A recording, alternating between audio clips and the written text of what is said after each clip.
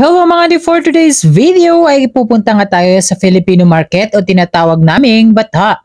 At magbabayad nga tayo ng insurance mga auntie kasi patapos nga na naman ng 2023 kaya dapat mabayaran natin ang ating mga insurance sa buhay. Kaya naman mga auntie, let's go!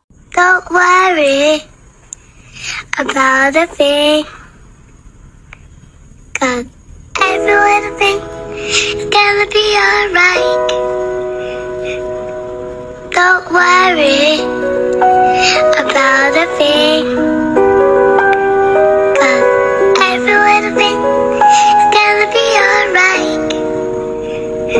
I woke up this morning on my horizon.